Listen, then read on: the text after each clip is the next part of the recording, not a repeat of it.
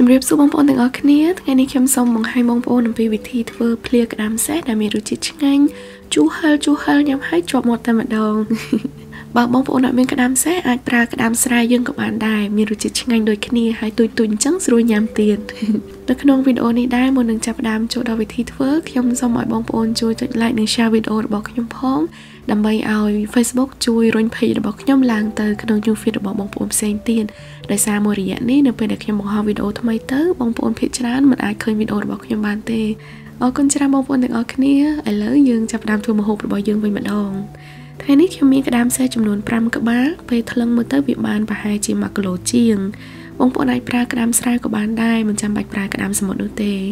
ជាដំបូងខ្ញុំនឹងយកក្តាមមកលាងឲ្យស្អាតជាមុនសិនដោយបងប្អូនឃើញនៅក្នុងវីដេអូអំបញ្ញមិញខ្ញុំបានដាក់ក្រូចឆ្មាមួយចំណិតរួចហើយយកច្រាសមកដល់លាងវាឲ្យស្អាតក្រោយពីលាងផ្នែកខាងក្រៅស្អាតហើយខ្ញុំចាប់ផ្ដើមបកក្តាមដោយទម្លាប់ដែលបងប្អូនធ្វើដែរ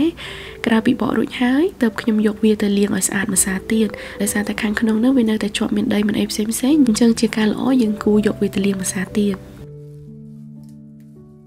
ក្រោយពីលាងសម្អាតរួចហើយសាច់ក្តាមរបស់ខ្ញុំមើលទៅឡើងសថ្លាតែម្ដង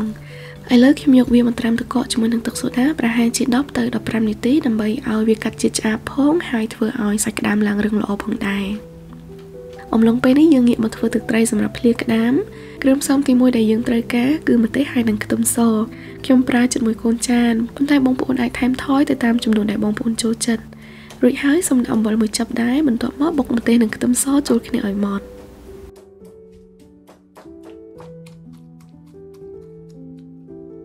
នៅពេលដែលម្ទេសនិងខ្ទឹមសមកទៅម៉ដ្ឋល្អហើយសូមបងប្អូនដាក់ស្ករចូលចំនួន6ស្លាបព្រាបាយ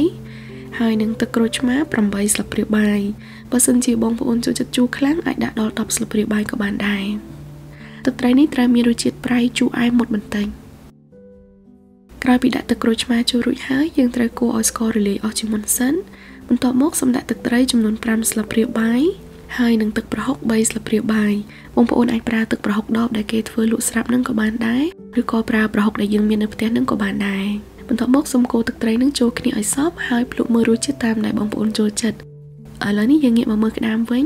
ក្រោយពីបានត្រាំរួចហើយខ្ញុំក៏ចាក់ទឹកកកចាក់ទឹកសូដាអីចេញរួចហើយទុកក្តាមឲ្យរាងស្រស់ទឹកបន្តិចបន្ទាប់មកទើបដាក់ទឹកត្រីដែលខ្ញុំទើបតែបានធ្វើអំបញ្ញមិញនឹងចូលទាំងអស់ហើយថែមចំណិតក្រូចឆ្មា 4-5 ចំណិតទៀតរួចច្បល់វាចូលគ្នាឲ្យសព្វ